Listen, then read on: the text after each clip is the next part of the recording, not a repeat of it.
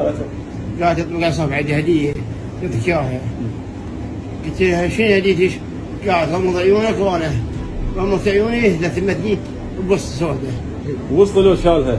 لا ببسطه. وبسطه من جابتها؟ ما للجنطه. حياكم الله بمهمة جديدة. كلكم سمعتوا بحادثة الشاب حامد اللي تم قتله على يد خطيبته في قضاء الحمزة الشرقي التابع لمحافظة الديوانية. تفاصيل هذه الحادثة، كيف قتل، بأي طريقة، لماذا قتل، كل هذه التفاصيل البشعة راح تسمعوها اليوم على لسان محمد قاسم ابن عم المتوفي. حياك الله استاذ محمد. الله يعزك. شلونك؟ الله يحفظك. بقية بحياتكم. حياتك الباقي. الله يحفظك. حامد عمره 24 سنة. نعم. استوى تعين بالتربية. نعم تعين جديد. وبعد له ايام ويتزوج. بعد له تقريبا اسبوع 10 ايام ويتزوج وعاقد ومالك ومكمل. خابرته خطيبته قالت له اريد اروح انا وياك للزياره للحمزه عليه السلام. زين. راحوا للامام زاروا، هي ما زارت. صلى وهي ما صلت، قالها صلي، قالت له لا بعدين. قالها يلا نرجع للبيت، قالت له لا انا جوعانه اريد ان اكل. طلبت اكل. تمام. جاب الاكل ما اكلت. ما يبي تاخر بالوقت، يريد يصير الليل، هذا الحكي المغربيه قبل المغربيه. خابره ابوه قال له يابا لا تاخر، ليل وطريق مو امان. قال له يابا طلبت اكل من عندي وجاي نتعشى وجايين. هي قالت للولد الحامد خطيبها، قالت له انطيني عمي اريد احكي وياه. حكت وياه بالتليفون، قالت له عمي راح ادز لكم هديه سياره وياها هديه عمركم كله ما راح تنسونها. هاي البنت المتهمه خطيبته قالت له راح ادز لكم هديه. تحكي ويا ابو حامد. ويا ابو حامد. ويا عمها. زين. مصطلح العشائر عمها نقول. قال له يلا خير ان شاء الله وحياكم الله. ورا 10 دقائق او ربع ساعه تقريبا اقل من نص ساعه خابروا على ابنهم، قالوا له يريدون يشوفونه وين وصل بالطريق. حكاهم زلمه من تليفون حامد، قال لهم السياره احترقت اذا انتم اهل حامد، وحامد والبت ماخذينهم للمستشفى. يابا شنو ملابسات القضيه ما حد يعرف. زين. رحنا كلنا احنا فزعنا للمستشفى، قال حامد البت الحرقت، الولد اللي محروق. يابا شلون حرقتك خطيبتك بعد اسبوع تتزوج؟ قال رحنا للحمزه، طبت له المغاسل نص ساعه ما رجعت لي، تاخرت علي، قلت له وين كنت؟ قالت اعدل بحجابي. طلبت عشاء ما اكلت، تاخر بالوقت لما يصير الليل. جينا منطقه الشبلاويات بين السدير والحمزه، قالت اطبق السياره تعطيك هديه. طبق السياره، قالها اعطيني الهديه، قالت لا لا الا اشد عيونك. يابا اعطيني اياها، قالت لا الا اشد عيونك. طلعت وصله من الجنطه مالتها، شدت عيونه، شدتني بشده قويه. قالها يابا عيوني اذني. قالت لا لا احسن.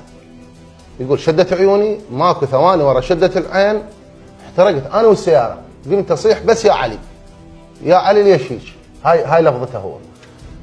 نزلوني قال ورا يعني بثنا على الحرق، العالم وقفت.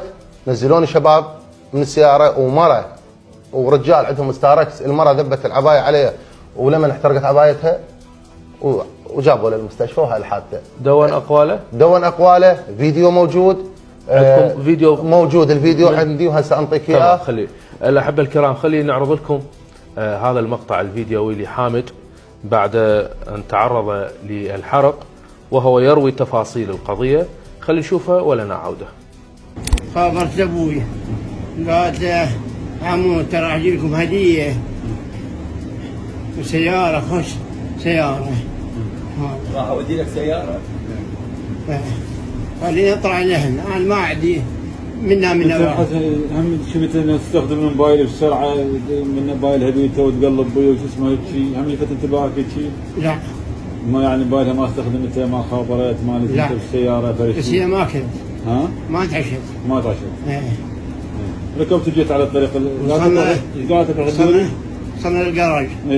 خابر ابوها. قال وصلت وقتها بابا جينا. طلعنا وانا جينا نمشي على كيفي شويه، قالت لي بردانه، اعطيني قمصرتي. اعطيتها قمصرتي والله. دوره شويه مسافه ودتني كيلوين 3. قالت اطلق اصابع عندي هديه قلت اياها.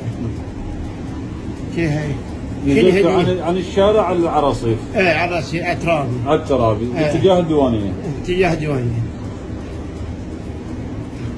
قلت لها شنو هذيك؟ قاعد غمض عيونك وانا غمضت عيوني لثمتني بوسطه سوداء. وسطه لو شالها؟ لا بوسطه. وبوسطه من جابتها؟ ما بالجنطه. الجنطه مالتها؟ ايه. خوش. والله. حين ما شدت الجنب شدت حيل. شدتها حيل؟ شدت حيل. ايه. قلت لها وجعتيني، قالت لا عادي. النار دبت عليه شيء بارد. جابت النار بيها، هي اللي شردت صفحة بابها مفتوحة. واني جامتك منها؟ جابت ما مفتوحة. ما مفتوحة؟ ما مفتوحة. لا هي الا ورا. سيارة عدو فوقها مرة النار هواية. قلت له ليش تجي يا علي؟ ليش؟ والله جوتني الشباب ركضوا عليه طفوني بالتراب. جت مرة مستانس دبت عليها عباتها وخذوني للمستشفى. اهلا بكم من جديد. محمد، نعم. سولف التفاصيل كلها. التفاصيل. وتحدث وقال شدت عيوني. شدت عيوني هسه البنيه وين؟ البنيه هسه حره طليقه.